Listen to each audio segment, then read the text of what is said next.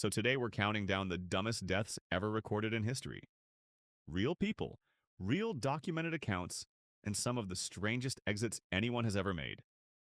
Number 8. Franz Reichelt and the parachute suit.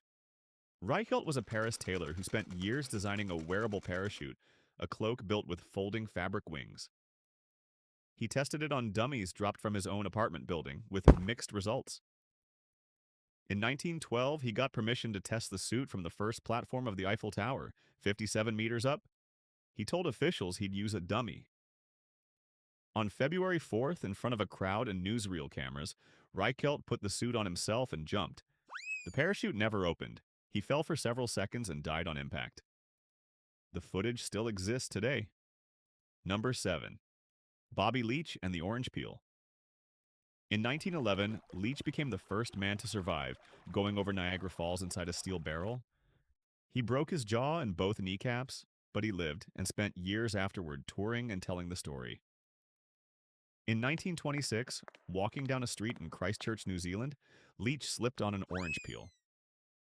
The fall injured his leg badly enough to cause gangrene. Doctors amputated the leg. The infection had already spread too far. He died from complications months later. The man who beat Niagara Falls was beaten by a piece of fruit peel. Number 6. Clement Vallandigham's courtroom theory. Vallandigham, a former congressman turned defense lawyer, was defending a man accused of murder in 1871.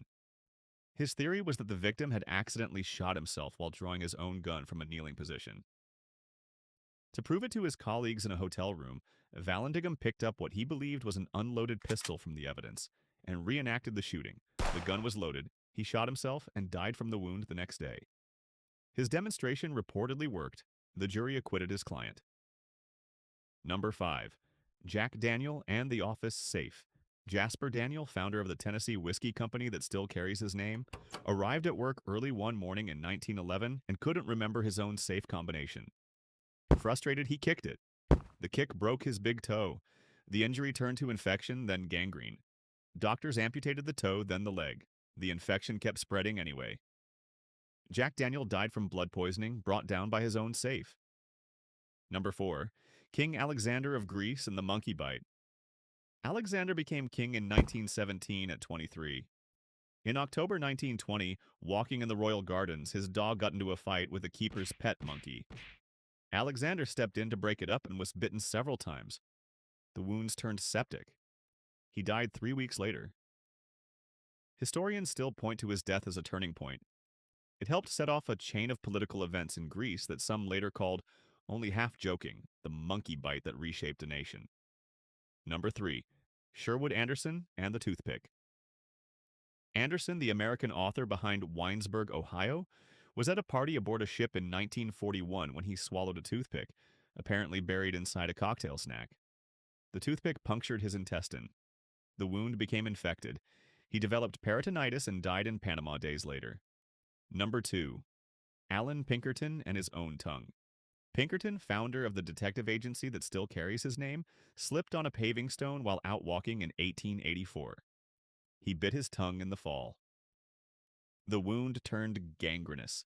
He died from the infection weeks later. Number 1. Attila the Hun and his own nosebleed. Attila ruled one of the most feared empires in history, terrifying Rome itself for years. In 453, he married a young woman named Ildiko. According to the historian Priscus, Attila drank heavily at the wedding feast. That night, lying on his back, he suffered a severe nosebleed and choked on his own blood in his sleep. His attendants found him dead the next morning. The man who conquered half of Europe was finished off by his own nose. 8 deaths, 2,000 years apart, one pattern repeating. History remembers the empires and the inventions.